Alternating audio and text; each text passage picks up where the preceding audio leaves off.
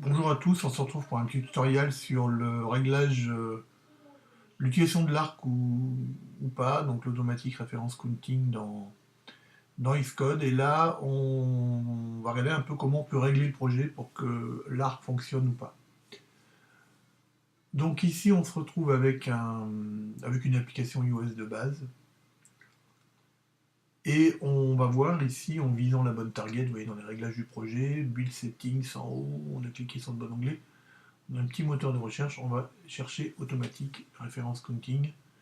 Et pour l'ensemble de notre target, en fait, on va pouvoir demander l'arc ou pas l'arc. Et c'est ici qu'on change, en fait, éventuellement, si on passe avec l'arc ou pas l'arc, pour l'ensemble du projet. Il est également possible de le faire uniquement pour des sources données. Là, on supprime une méthode du contrôleur qui ne sert pas dans la démo. Et on a un petit bouton avec touch button, quelque chose de base, en fait. On ajoute un fichier, on va créer un source qui est un point avec deux propriétés qui vont être XY, le XY du point. Donc on crée un source objectif C. On va hériter de ce source. Voilà, donc on va faire une classe 4 points. On va hériter de la classe NSObject, qui est la classe de base d'objectif C. Tout simplement, on va cliquer sur Next et ça va créer le source évidemment dans Xcode. Voilà, donc on a le point H, le point M qui est l'implémentation qui a été créée. Et pour s'organiser, on crée un petit groupe qu'ici j'appelle géométrie. Alors, à titre d'information, c'est pas un répertoire, c'est un groupe logique dans Xcode. Et voilà, dans le groupe, on a simplement mis les fichiers qui vont continuer à compiler normalement. On n'a pas besoin de changer quoi que ce soit. On a un point H, un point M. Dans le point H, on va donc créer nos propriétés, qui sont deux doubles.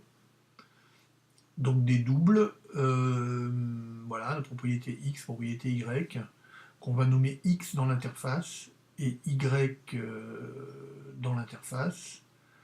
À titre d'information, ces propriétés seront vues dans l'implémentation comme underscore X et underscore Y. C'est une convention Apple pour dire que ce sont des membres finalement qui appartiennent à notre classe.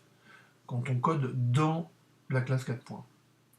Vu de l'extérieur, ils continueront à s'appeler XY comme on les voit ici, sans l'underscore.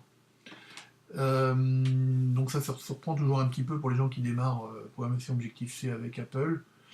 Constructeur, par défaut, init en minuscule. Destructeur, dealloc, il retourne un void, standard, et le petit moins devant pour dire que c'est une méthode d'objet, c'est pas une méthode statique. Voilà, donc là on est dans l'implémentation, on s'occupe du constructeur, par défaut. Donc on a la formule un peu standard de codage du constructeur par défaut, superinit, qui appelle la méthode init de la classe mère. On range le résultat, donc le calcul de l'adresse, on le met dans le self, qui représente en fait l'adresse de notre objet, qui pour les gens qui ont fait d'autres langages ressemble à this, en Java, en C++ ou autre. X égale 0, Y égale 0, et on retourne l'adresse puisque le constructeur attend un retour du type ID, qui est l'adresse de l'objet.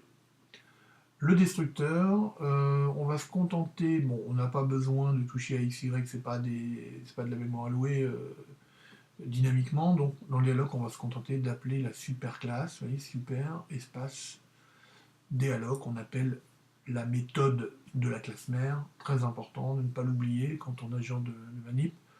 De manière générale, en programmation Apple, Cocoa, iOS, etc., on doit toujours appeler les comportements par défaut dans les classes mères avec ce genre de recettes. Voilà, donc là, on a viré ce qui n'était pas utile dans le source. On se retrouve avec le touch button, avec un petit use case de base, c'est vraiment un exemple très simple, hein, c'est vraiment les bases de l'allocation d'objets d'Xcode, enfin d'Objective-C, pardon, grâce à Xcode. Et donc là, on va importer 4 points.h, évidemment utile pour voir le type 4 points à l'endroit où on se trouve, c'est-à-dire dans le contrôleur, dans l'implémentation du contrôleur. Et là, on va créer un pointeur qui va nous permettre de récupérer l'adresse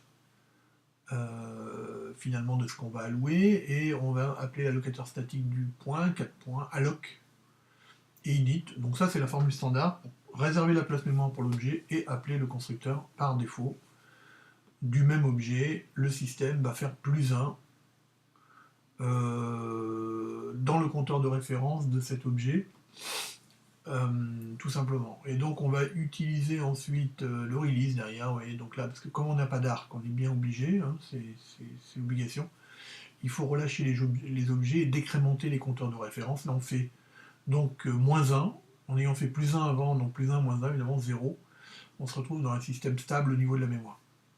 Alors autant vous dire évidemment que si vous gérez mal vos compteurs de référence et que vos compteurs à la fin du code ne sont pas correctement décrémentés, vous avez évidemment les fameuses fuites mémoire qui se produisent régulièrement dans les logiciels iOS. D'où l'ARC qui résout ce système. Avec l'ARC, on ne fait plus que la première instruction, alloc init, et on oublie complètement les déallocs et les destructions. Fin du tutoriel, à bientôt.